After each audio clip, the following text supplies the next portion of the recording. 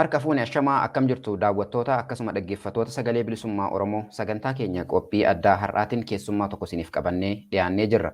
Keessummaan sagantaa har'aa addaatiin qabadhee isiniif dhiyaadhee mirgoota namoomaa dhimma Oromoo fi Oromiyaa ilaallatan irratti waggoota dheeraadhaaf hojii jajjabaa hojjechuudhaan beekamu.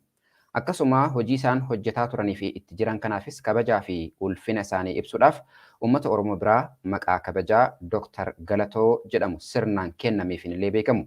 Keessummaan keenya har'aa Dr. Galatoo yookaan Dr. Trevor Trueman. Dr. Trevor baga gara qophii sagalee bilisummaa Oromootti keessummaa taatanii nagaan dhuftan. Nagaan eegdan. Thank you very much. It always makes me happy to be here. Thank you. Tole egaa erga hagana jennee Dr. Galatoo wajjin erga hagana jennee qophii isaafan afaan Ingiliishitiin kan itti fufnu ta'a. Hello, dear viewers. Today I have a well-known human rights advocate, especially on Oromo and Oromia, as my guest. Director of Oromia Support Group, OSG, Dr. Galato, or Dr. Trevor Trueman. Dr. Galato, thank you for taking your time and schedule to talk to Voice of Oromo Liberation, SBO. Well, it's a great pleasure to be here, and it's a very important part of what we do to try and tell the truth.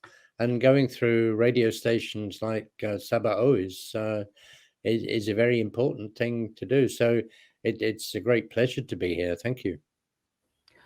Dr. Gato, let's start with the Oromia Support Group, or OSG's recent press release about the Tole killings. Yes. Tell us about what happened and who did it and why Tole was targeted right now.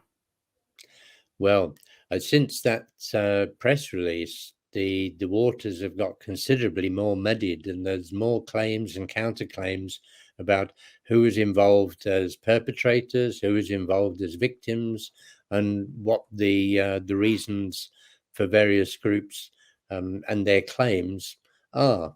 I think two of the best accounts I've seen are the one put out by the coalition of Oromo advocacy and human rights groups, a copy of which is on the OSG press, on the OSG website now, as well as our own press release on the topic, and also an article in Ethiopia Insight by Oromiyaa Tesfaye. And both of those lay out all of the different theories and claims about the killings, and they conclude that the evidence points to the version that I believe happened, in which we put in the press release from OSG. And the evidence points to outside forces who spoke Amharic were brought in. These were feasted and partied, given alcohol, they danced the night, and then they went on a killing spree. They have spoken to a member of an Amhara militia from Tole, telling him that they were fighting Ola. He believed that they were lying. And when they returned, they are said to have told people that they changed back into their normal clothes and went back to their normal work. Now, these people were invited in with the permission of the regional administrator, the district administrator, who told the Kabeli administrator to accommodate them and to make sure to cooperate with them and make sure what they wanted to do was allowed to happen. And he said we had to watch it like a horror movie. Now, it seems to me fairly cut and dried that these were forces organized by the government, according to Angasa Ibrahim, organized by the Oromia administration. Other people claim it was Abiy himself. But anyway, it was pro-government who did it. But the biggest part of this thing was the disinformation that followed it. And this was part of the plan. And you can tell by the speed of the response. Within hours, this was all over the international media. And that is because people were poised and ready for it. It was obviously a planned action. Oromia Support Group's July 5th, 2022 press release mentions a well-established pattern of abuse and disinformation carried out by the Ethiopian government forces. What are the objectives and missions behind these brutalities? And why now? Right.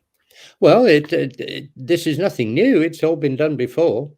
This is an old tactic, as I say. It's a well-established pattern.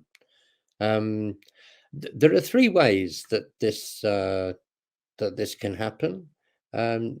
You fight Allah and you kill civilians. You round up civilians after fighting with Allah, claiming that they belong and support to Allah. You kill them, and then you spread disinformation about it.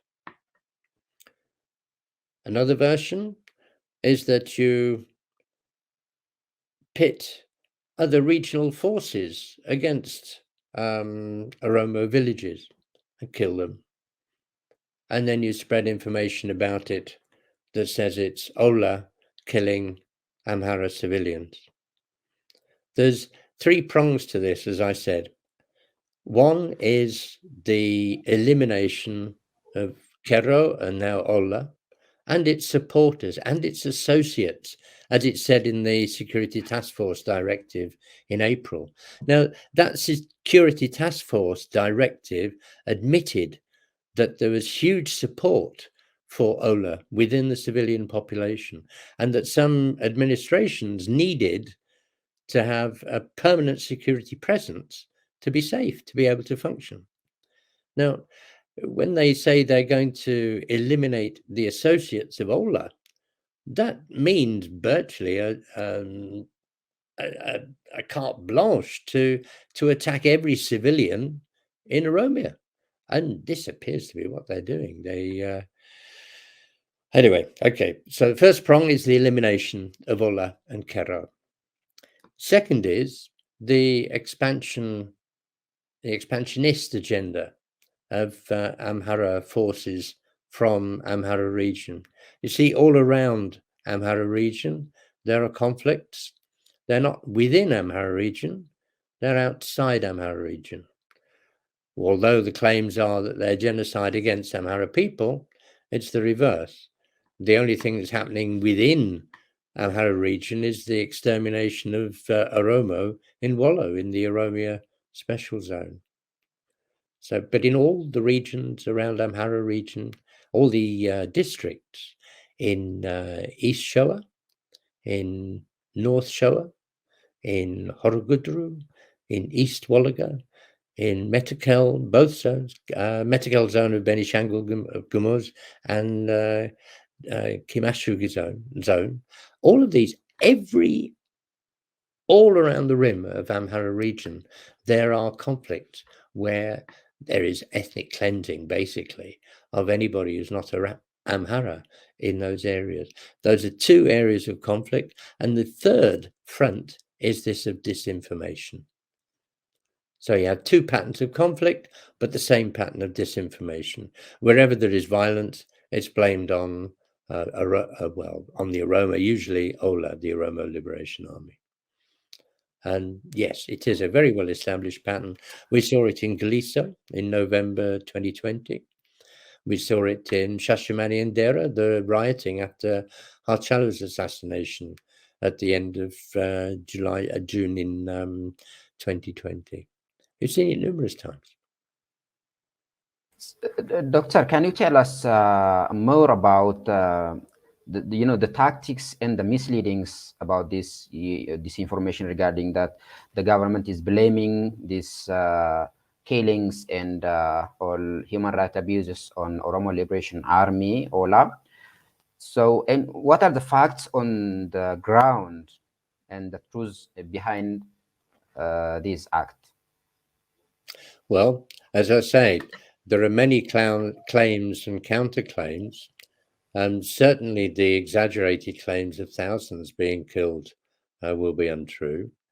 But it is possible that hundreds died. We know for certain there are accounts of 27 here, 25 there.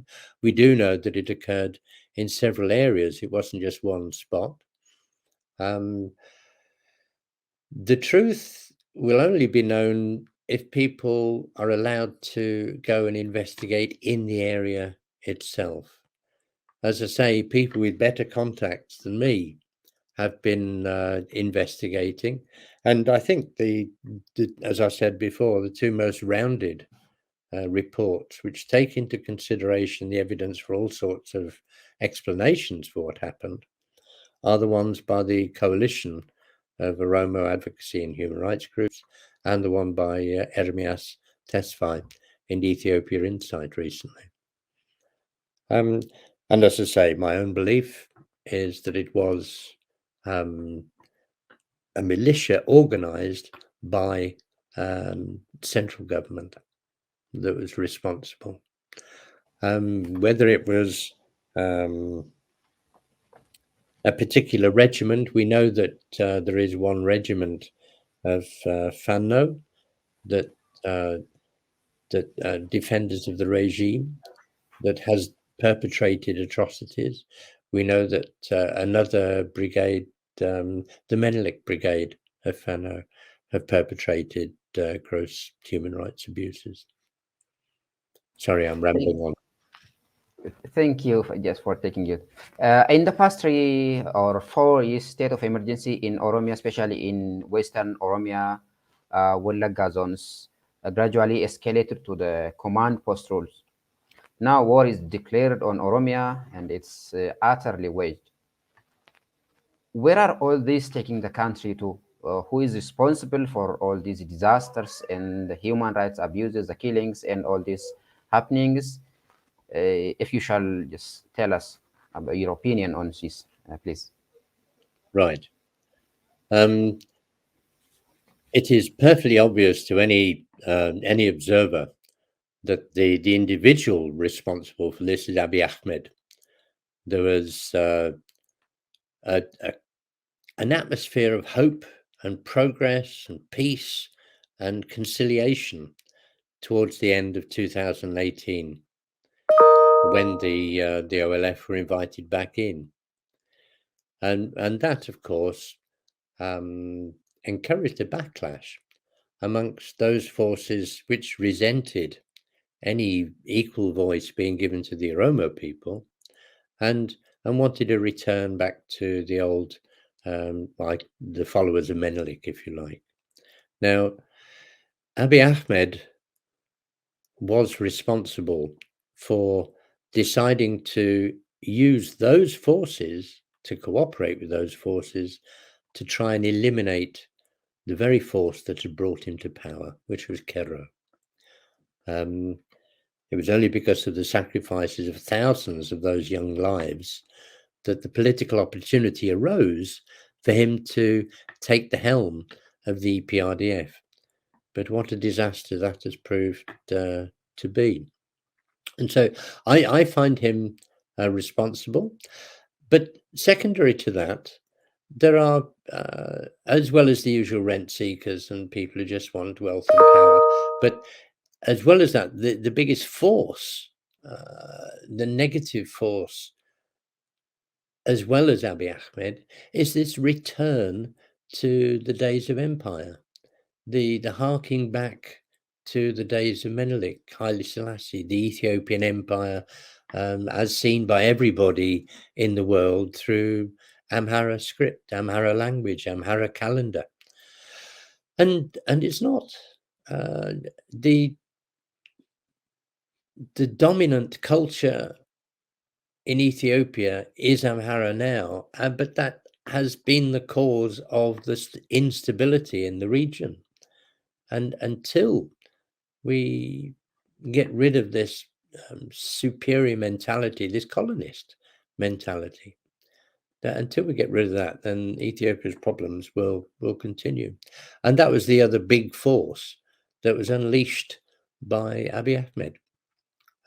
He saw it to his advantage, but of course it's a bit countering now. The Fano, at least, and some Amhara militia are turning their guns towards Abiy rather than towards his enemies. And, well, who knows what will happen there. That's the second part of your question. Who is responsible? And to me, that was the easiest part. Where are all these taking the country to? We just don't know. There are so many different possibilities now. Jawar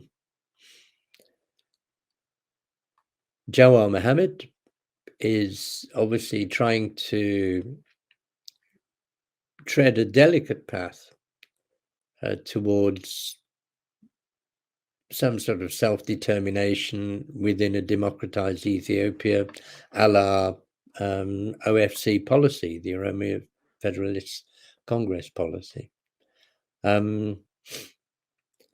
He's being seen as portraying himself as not standing up for the Oromo like he used to, but there are maybe many reasons for that.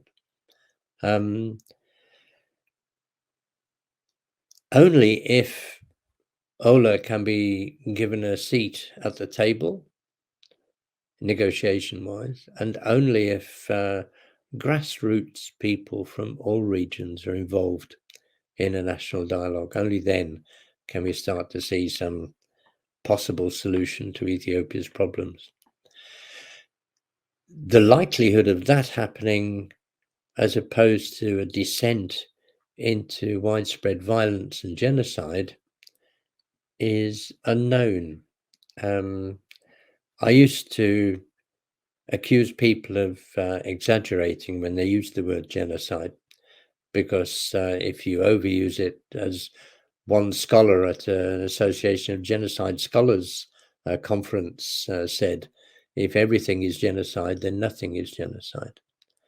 But having scoffed at the use of that word before, what we've seen certainly in Tigray and in areas of Oromia cannot be called anything but genocide.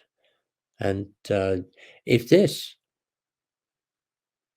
accelerates and grows as it has been over the last 3 months, you've seen accelerations in April, May, and now July. If this goes on, then, well, who knows what can happen. Abiy Ahmed went to the war front in Tigray and mobilized a lot of support for the army, and turned Ethiopia into a cauldron of ethnic hostility between Amhara and Tigray. And now he's doing it in Oromia, of course. This sort of the rhetoric that's been going around, the rhetoric on social media, the comparison of Tigrayans and Oromo with vermin, the wanting to destroy, for every Amhara we will destroy 100 Oromo, we will destroy 100 Tigrayans, and this sort of thing. This is incredibly dangerous. The population of Rwanda was 12 million. The population of Ethiopia now is what, 112, 115 million? And the two biggest groups are Amhara and Oromo.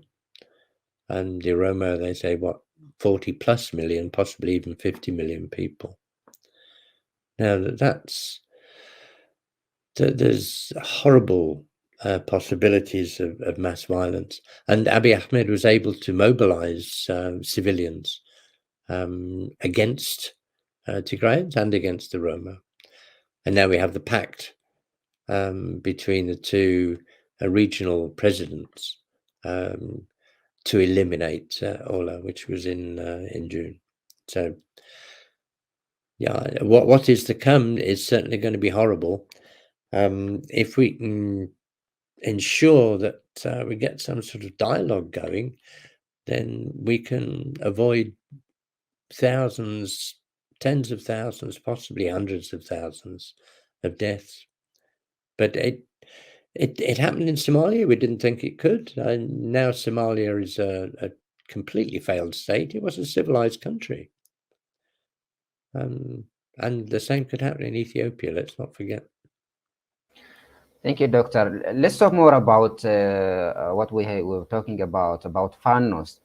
Dr. Galato, what do you think about the operation FANO and other stakeholders operating in Oromia right now, carrying out, as you were stating, a massacre in Oromia? They have no legitimacy to invade other autonomous regions and carry out shocking massacre in Oromia. Well, how do you describe these shocking massacres carried out by FANO and other stakeholders like militias and other forces invading Oromia?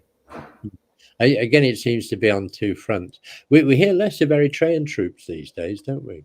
But certainly regional forces, ostensibly regional forces, have been used to bolster federal forces in attacking Ola, both in Oromia and in Metagal in Benishangul Gumuz region.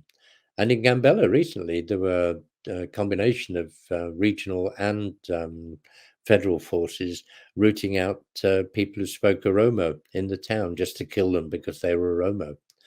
After that combined assault on a weapons depot by Gambella Liberation Front and the Oromo Liberation Army. And yeah, and so sometimes it's the so-called regional forces. We have to remember that not all the regional forces are accurate in terms of their components. A lot of people in the Oromia Special Force now are not Oromo. They're people from Southern Nations and Nationalities People's Region. We know that also that Amhara militia and FANO operate in areas that border Amhara region. But I'm not sure about FANO and Amhara militia operating in places like West Guji or Gambella anyway. But certainly where it borders on Amhara region, where there's an expansionist agenda of Amhara. Overall, as a long-time human rights activist and advocate, also fighting for the justice for more than quarter a decade, I mean a century, what do you feel when you observe the current outrageous situation in Ethiopia? I think I'm not very good at telling the future. I was optimistic in 1991 and very disappointed with what happened. And I was very optimistic in September 2018 when the OLF came back. I thought, oh, this is it, we've done. And I was going to devote my life to other pursuits. And so I'm hopeless at predicting the future and making comparisons, really. I thought the regime of Haile Selassie was bad enough, and then it couldn't get worse. And then we had Mengistu and the Red Terror, it couldn't get worse. And then we got the TPLF, it couldn't get worse. And then we got Abiy Ahmed. And this is really the most egregious human rights abuse time in Ethiopia that I've witnessed. I believe in the Red Terror people were dragged out of prison and shot like they are now. But I wasn't involved with the situation then. I got no visceral feeling of what happened in the 1970s. But this has certainly been far worse than anything I've been watching since 1994. And writing Oromia support group reports and just listing and seeing the photographs of all these dead boys and girls, it just horrifies me. It's so depressing. The waste. It's such a shame, and it does affect me emotionally writing these things. I can't pretend to be dispassionate about it anymore. Well, I never was. Thank you. Oromia Support Group, OSG, is also working in collaboration with other human rights groups. What can you tell us more about an organization of Oromia Human Rights Group? Well, we all cooperate together and share information, and we cooperate in ventures in terms of supplying the UN with information. And the Oromia Human Rights Group is formed of the Oromia Support Group in the UK and the Oromia Support Group in Australia, a sister organisation, if you like, and Advocacy for Oromia, which is an organisation in Melbourne, and OMRO, Oromo Menschenrechts und Health Organisation from Hanover in Germany, Oromo Human Rights and Relief Organisation, and the Human Rights League for the Horn of Africa, which is based in Toronto and also has an office in Finfinley, in Addis Ababa. Now, between us, we established a platform for people to discuss problems faced by Oromo. As you know, anytime Oromo have got together to discuss things, they've either been attacked by the forces not wanting us to talk to each other, or in the diaspora especially, they've attacked each other. So conversation has been very difficult. And it was decided that the Oromia Human Rights Group would be a sufficiently neutral platform for which a conversation could take place. And this has been a good venture over the last, 12 months now that this has been established. So that's one good thing to come out of the Oromia Human Rights Group. We also had a conference last month involving stakeholders from other nations and nationalities, which is very useful. It's very early beginning, but it's a good start. And we're learning more and more and more that we work together, then things happen. If we try and do things on our own, then it's not so successful. It's very difficult getting people to cooperate and to get consensus about things. After all, part of the Oromo culture is to debate and decide things by consensus rather than majority. But this does mean that at times it is rather difficult getting policy and documents written and organized. But we're getting there. One of our biggest enemies at the moment is the disinformation campaign put out by Amhara elites. And there are so many people who subconsciously have got a bias towards Amhara against Oromo because of the milieu they've grown up in. They've seen Ethiopia just through Amhara eyes and Amhara culture. And this is a huge obstacle for us. And even in organizations like Amnesty International and the UN Human Rights, the UN Refugee Agency, the High Commissioner for Refugees, UNHCR, there's certainly bias against the Oromo there in terms of decision making and in terms of resettlement opportunities. So there's a huge job to be done in terms of re-educating the world about the whole social structure of Ethiopia and how it's dysfunctional. People just don't realize. They think it's, you know, this long, peaceful, never been colonized country, and they have got a clue about the reality in Ethiopia. Doctor, can you tell us your greatest challenges while working for as a human rights advocate? What was your biggest challenge? You know, the memory you have. Can you tell us? Staying cheerful. That's and staying positive. But it's so important. If you let it overwhelm you, then you're paralyzed and nothing gets better. But because of the tremendous amount of help and support I've had from Oromo friends and English friends, and my partner, I'm able to do this stuff. And it has been very encouraging the last year, I must say, working in a coalition with other Oromo human rights groups and Oromo advocacy groups. There's been a remarkable amount of cooperation and working together to try and affect the way the world sees Ethiopia. And we're beginning to get a little bit of success, that we're getting more media attention and we're getting more attention from politicians. So because we have the absolute truth on our side, then it's inevitable that we will succeed. But it's just a question of how long it will take.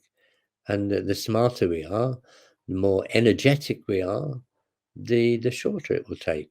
And that means thousands of lives being saved. So it behooves all of us to work jolly hard to try and change the situation in Ethiopia, trying to get people to the negotiation table, talking to each other as equals. And if we can persuade diasporan powers that be, in the European Union and America, the importance of the Oromo voice at of those negotiations, then we'll be partway there. It's getting there, but as I say, we've just got to keep on the pressure. Okay, thank you, Doctor. To conclude, if you have a final message for our audience. Don't give up. Bilisuma dufajira. It's round the corner. But be nice to each other. Dr. Galato, Dr. Trevor Trueman, thank you very much for meeting me today. Thank you. Thank you very much for giving your time to this tired old man. Thank you. It was such a pleasure to have such discussion with you and learn more about Oromia Support Group OSG. And I'm looking forward to meeting you again and to have more discussions on OSG's fruitful efforts on human rights advocacy for more than a quarter century. And thank you very much. You're most welcome. And thank you, our viewers, for staying with us. Daawwattoota keenya kabajamoof jaalatamoo akkasuma dhaggeeffattoota sagalee bilisummaa Oromoo nu faana turuu keessaniif hedduu galatoomaa. Qophiin keenya irraas kanumaan raawwatee jira. Nagaatti.